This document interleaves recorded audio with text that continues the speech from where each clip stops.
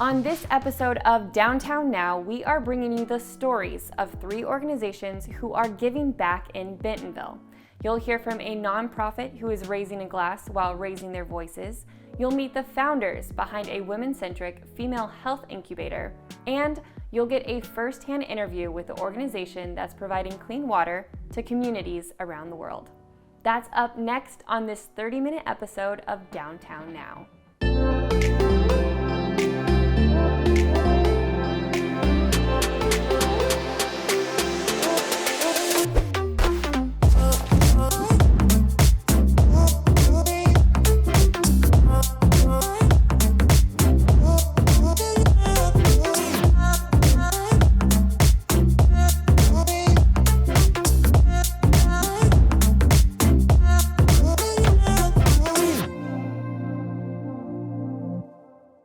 Welcome to the Giving Back episode of Downtown Now. I'm Brooke Beerhouse, and I'm excited to share 3 organizations making an impact on a local, national, and global scale. Clean water is a vital component of human life, but more than 771 million people live without access to safe drinking water. Lifewater International, based right here in downtown Bentonville, focuses on finding local solutions to bring safe drinking water to communities around the world. We're going to speak with Lifewater International to hear more about their story in a moment. But first, take a look at their mission and impact.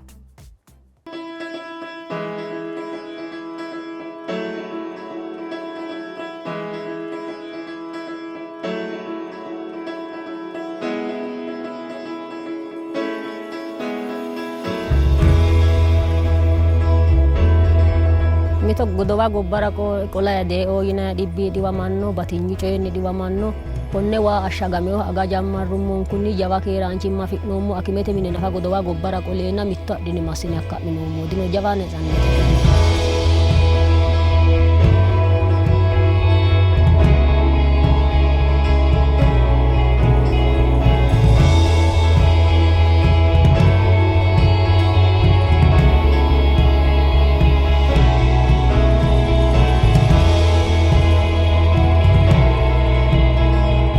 Shonke woyya behu konne silxana adhine uduunnichonke hayishira jammarre tenne dirijjite daggu kawa maganu heeshonke jawu gariiti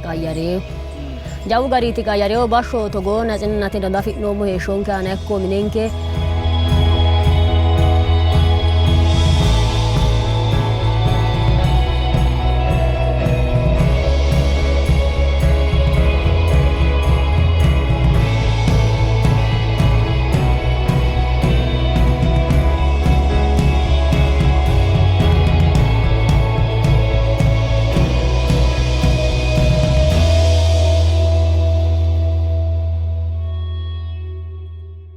Lifewater International is working to provide access to safe drinking water and improved sanitation and hygiene one village at a time. They're creating global change from their headquarters right here in downtown Bentonville. David, we hear millions and millions of people around the world don't have access to something very basic, clean water, and it feels like a discouraging problem. But Lifewater International has stepped in, founded in 1977, to address that problem. Tell me about that. Well, it is a big problem. 771 million people lack basic access, meaning they can't within 30 minutes walk to a place, get safe water, and be home. It's not even access like you and I might think about that. So our founder in 1977, he was a gentleman in California. He had a pump business, and he wanted to make a difference. And he saw the numbers were even larger then, and so he saw an issue. He said, I'm going to make a difference, and he started figuring out solutions to get safe water to folks. What's really cool is we've got this whole legacy, this whole foundation of people that have come before us in the organization, and through all this 45 years of time, our mission is still the same. Our why is still the same. Our how is very different. How we do things today is dramatically different from how we did things 45 years ago, but he built a great foundation for us as an organization to start tackling this problem. I want to talk about how you tackle this problem, because it's not a step in, we'll take care of it and leave. You guys have milestones. It's a grassroots approach, and it starts with education in communities. Tell me about, we're going to kind of break down the process. Yeah, that's great. In 2016, Lifewater developed what we call our vision of a healthy village model. And it was a profound change in how we were doing things. At that time, we said we've got to take safe water, but we also have to incorporate improved sanitation, which is toilets, and improved hygiene, hand washing, drying racks, things like that. And we need to put a comprehensive system together to have the deepest effect and the most lasting effect for communities. And so we put Vision of a Healthy Village together, and it's a 3-year process. So our teams will go and walk alongside a community for 3 years. And there's various steps, healthy homes, healthy churches, healthy schools, that we'll take in the process before we even get to the water point. So when you have milestones, the first milestone is reached, that's where you set up infrastructure, bring in engineers, but the important part is empowering the community. So let's talk about bringing in the engineers, but at the same time, teaching, walking alongside a community that's about to witness positive change. We'll start, actually, before we even get to the water point, we will start going home by home. And so our 15 plus staff in a program area will engage maybe hundreds of volunteers that will work with them. So our community might be 20,000 people, maybe 3,000 or 4,000 homes, and we'll walk alongside families and helping them change. So most of these families don't have latrines, and so they will build latrines, they'll build bathing stations, hand washing stations. There's 7 things that each home will do, and they'll become certified as a healthy home then. And so our teams will walk alongside homes because the homeowners, the families are doing most of this work themselves. We're just helping them. Then we'll take that to the schools, the churches, the other players in the community, and we'll expand that idea. Not only will they become healthy, but understanding their role in sustaining these behaviors and along sanitation and hygiene. Then we'll get to the water point, and our engineers will design systems. Probably what people know the most are the borehole, a well. But our engineers also do some really fantastic systems utilizing capped springs, utilizing pipe systems, solar powered systems. They basically will look at an area and say, what's the most feasible, sustainable solution for the area, and they'll bring that water point in. We'll put in a water committee, and that water committee will require to be at least 50% female. Because women bear the burden of unsafe water. They're the ones fetching water. They're the ones taking care of sick kids. They have a real vested interest in the sustainability of what is happening. Let's stop on the fetching water and look at this. This is, I picked this up earlier. It's upwards of 50 pounds. And they're carrying these, many of them the women, they're carrying these, how far? The average walk, those are heavy. They're very heavy. I get challenged when I'm over at one of our communities. I'll pick them up. I'll see women wearing them on their heads, or I'll see women having 3 of them on their bike. And it is primarily women and children that are fetching this water. The average time in our program area in Tanzania is 90 minutes. So an hour and a half of going to fetch water and carrying that jerry can, and you might have to do it more than once a day. And these water committees are made up of people in the community. Yes. Okay. The water committees are people who very much know what it's like to carry jerry cans for 90 minutes and then bring unsafe water back to your family, where your kids are not going to be sick because of the water you're drinking. But any water is better than no water. And so they're on our committee, and they help steer the direction going forward. They will help the community, if they don't already have it, set up a savings plan. We'll walk alongside them. They'll be trained on how to take care of the water source. The water sources last a long time, but a handle might break or something like that. So we train them, and they also will be collecting dues from the community. So if something major happens, they can get that water source fixed. They'll also impose rules around keeping animals away from water sources, keeping dirty jerry cans away from water sources. And they're pretty straight. Like when we turn a well over, they pretty much own it. And I don't always understand because it's sometimes in another dialect, but I know they're saying, hey, no more open defecation, use toilets, let's take care of this water source because we want this here to be here 100 years from now. And they're, at the end of your project, 90% of families have a certified healthy home. I think my favorite part is that you have a celebration at the end. I can only imagine the people you interact with at these celebrations and the way they feel now about where their community's at that point. The celebrations are amazing. I mean, I'll be driving up and the celebration has happened. It's already started before we even get there. And there's dancing and music, and people are truly excited because it's so profound. If you take the need of getting water for your family out of the equation, if you're not totally consumed, when you're consumed with finding water for your family, you're not thinking about other things. So when a community has safe water, families flourish. Women, instead of walking 90 minutes twice a day and taking care of their kids, say, I have a business idea. In fact, one woman decided to create a brick business. Single mom, 5 kids. Before safe water, couldn't think of anything but I've got to get water for my kids. She decided to build a brick business because the whole community was being elevated and people wanted brick houses instead of thatched houses. So she said, here's an idea, I'll go do that. Now, I like that one. That's awesome. You're also taking the fear from those mothers constantly worrying about their children getting sick. When that fear is removed, there's all kinds of opportunity. I mean, I'm sure that you see a lot of people that all of a sudden they're able to pivot and think of other things and innovate. And yes, the fear that every 2 minutes a child dies of a waterborne disease is suddenly gone. And the fear that my child's going to be sick, they're not going to be able to go to school, it's gone. And what you see is you see new businesses sprouting up, you see economic development sprouting up, you see kids in school. When we go before, maybe a school that should have 700 kids has a couple hundred because the rest are sick or fetching water. And when you come back, there are 700 happy kids. And they typically write a song for us of celebration, very literal, about bathrooms and sanitation and hygiene and what they've learned. But they're celebrating.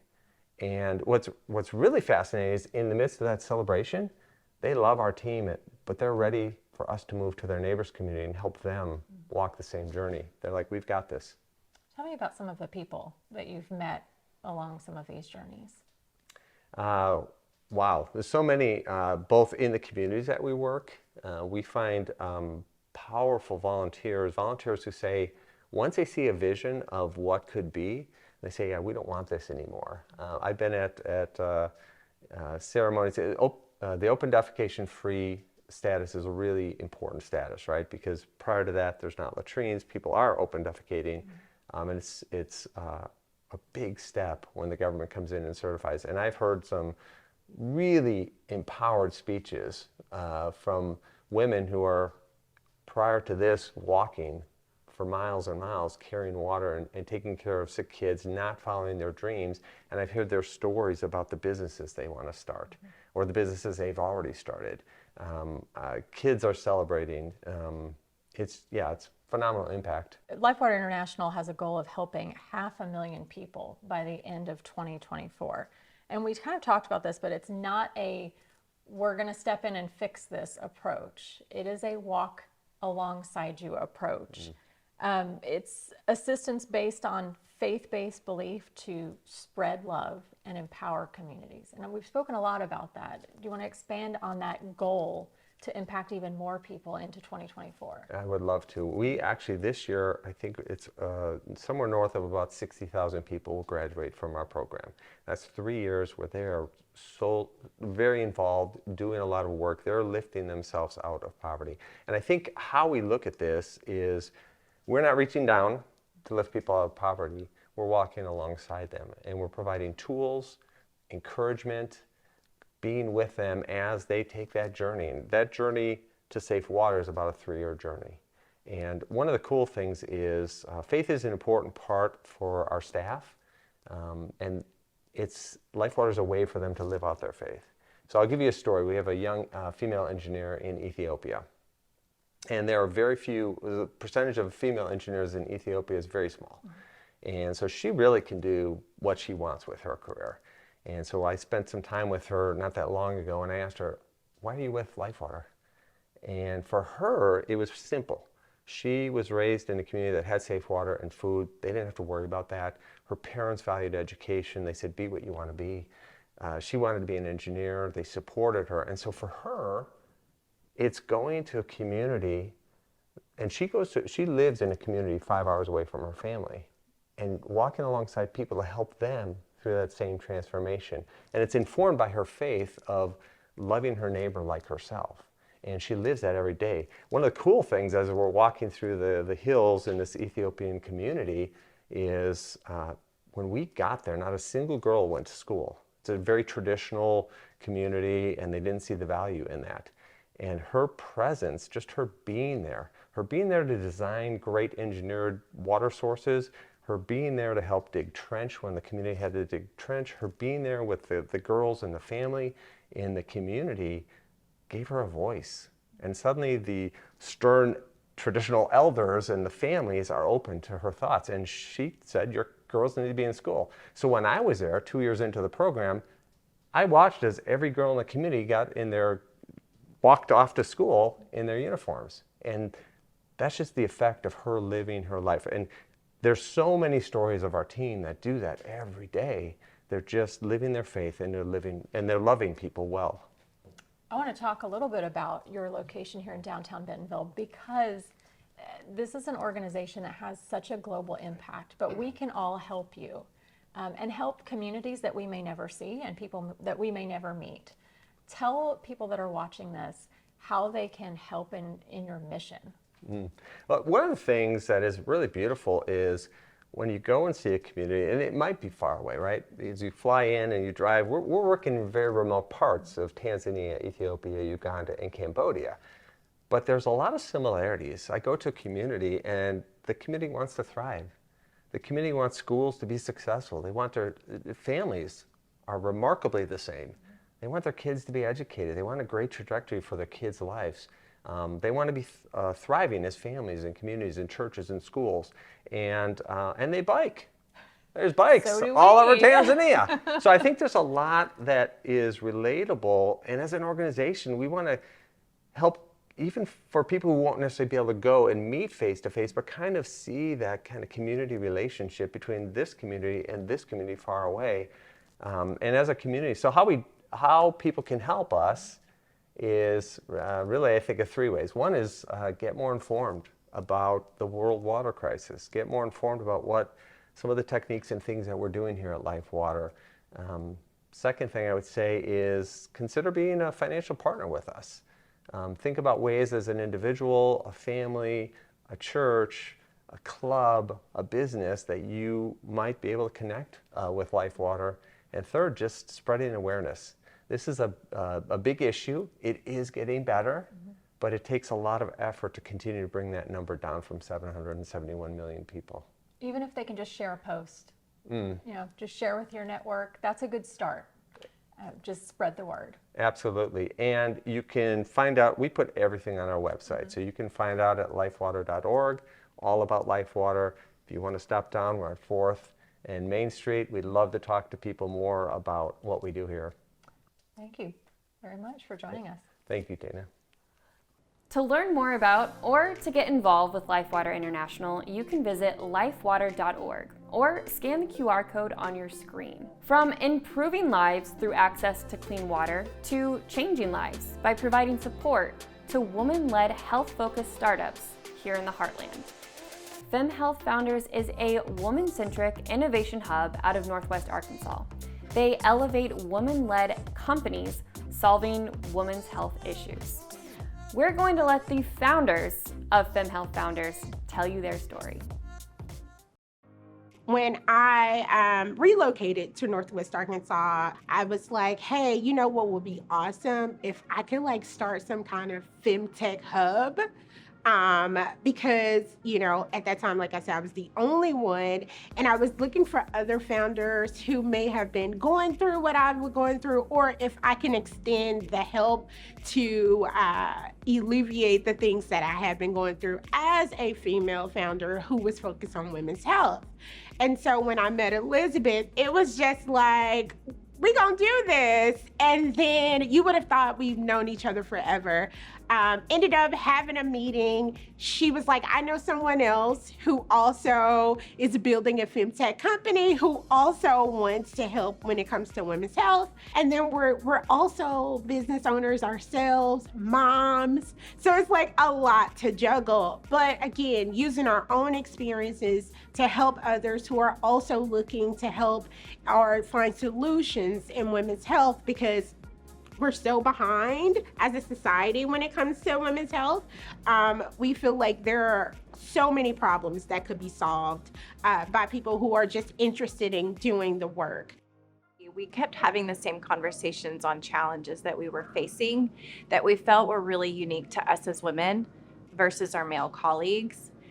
And just revisiting that conversation over and over again, it was like, we've got to do something about it. So what does that look like? And it was really when we were introduced to Natalie, our fellow co-founder, whose background involves a lot of that strategic partnerships and matching opportunities with resources, that it took off. This is a regional initiative in that we're here in Northwest Arkansas. We're serving or hoping to serve the broader community of the heartland, the flyover states, the areas that get less attention from your venture capitalists, but these are also high areas of need in terms of women's health. There's so many problems when it comes to women's health. We know 1 in 4 girls miss school because they don't have access to period care. 1 in 9 college students miss class because they don't have adequate period care. But yet, when it comes to these colleges and you look at the enrollment, it's mostly women. And it's like, so we're paying all of this tuition, but our school can't look out for us to make sure that that's something we don't have to worry about. Or menopause, or when it comes to the mortality rate of maternal health, in this state. We were really lucky to be partnered with Stitch Crew out of Oklahoma City, and Erica Lucas. They already had the infrastructure in place to execute an accelerator program and a really good experience for women. We're targeting 5 different companies to really curate and experience training, workshops, capital connections, and curate the programming around what those individual founders really need to move their business or their idea forward. So this is going to be a pilot cohort. We're very excited to get them off the ground and give each of them $10,000 in non-dilutive funding to spend that money for their business in whatever way they deem most important. So we're not going to put, big restrictions around how they spend that money. We trust them to spend it on their business and their idea to get it off the ground. I attended one of the FemHealth Founders panels and was inspired by the transparent and beneficial dialogue around starting a company. So if you are a female founder working in women's health, or you know someone who is, be sure to connect with FemHealth Founders at femhealthfounders.com. Our last organization brings people together to raise their glasses, raise their voices, and raise funds for organizations that change the world. Beer and Hymns in Northwest Arkansas hosts monthly sing-along events that foster community and give local charities a platform for grassroots fundraising. We sent sing-along queen Heather Shelton to experience a Beer and Hymns event for herself. Take a look. It's the best gig in the world. I sincerely mean it. It really is. I drink beer, I sing songs, I invite you to sing with me, and we raise money to support the amazing organizations that make our community what it is. I was super pumped to check out Beer and Hymns, a themed monthly sing-along that showcases charities and raises funds, all while bringing the community together. By singing Britney Spears? Tell me, baby, 'cause I need to know now, all because. Bring people together to raise our glasses, raise our voices, and raise funds for local nonprofits. We're approaching $200,000 raised for local nonprofits here in NWA. We've been doing this since 2016 and having lots of fun. 2016, so guys, you don't even know the setup, right? You come to one of these events, look what you get. First of all, I heard your wife. She does all the, yes, she does all the of magic. this, Yeah. okay? All of the design, but guys, Beer and Hymns, you come out here, you're gonna be singing. You're gonna be singing some hymnals, and you might be singing a little Aerosmith. Yep. We don't know what's going to happen. All of it's in the mix tonight. That's All for of sure. it's in the mix Yeah. tonight. Now, how do you choose the various charities? So each month, we pick a different charity. So every single month, so if you give in a month, that money goes to that charity, unless you nice. specify it towards us. We don't keep anything for ourselves. Yeah. The only loss is credit card fees, but you know that's it. So 100% we give straight through. So. Wow. Why do you love coming to these types of events? Sorry, so close. Just the community of it, listening to the good music, helping out for a good cause. The beer's great. Good cause, good music, good beer. It just brings people together from all over, and it really and the fact that they're raising money for other local nonprofits, and that is just awesome. So it's good music, people young and old, kids running around, and that. Beers and Hymns was started back in 2016 by Ken and his wife, graphics extraordinaire Casey, who can sing. This is the angelic voice. This is the sweet, sweet, sweet sounds of Beyonce, but vocally. Northwest Arkansas, because I heard, listen, didn't you tell me that you covered Say My Name? I did, yeah, I did. So, I don't know if I did it justice, but hey, I get it. Tell me, what are you most proud of since starting Beers and Hymns? You know, every time someone asks me this, I end up saying the same thing. I love what we do for charity. I love that part of our community, but my favorite thing about Beer and Hymns is looking out when we're up on this stage and looking out at the community and just seeing people brought together and just seeing people from all walks of life singing hymns, singing cover songs, and it's like no other place because it's people that you wouldn't normally see sitting next to each other. We tell people all the time, you just gotta come and see. Where else could you hear It's Raining Men and then How Great Thou Art? Like, where else can that happen? Where else is that gonna happen? Only Beer and Hymns. Only Beer and Hymns. Make sure to check out their events once a month. Come on, come sing along with us. I confess, hold on, I still believe. For an updated events calendar, be sure to follow Beer and Hymns on Facebook and Instagram. We've linked their website below, or you can go straight to beerandhymns.com to learn more. That is it for us on this Giving Back episode of Downtown Now. You can watch all of our Downtown Now episodes on YouTube and on downtownbentonville.org.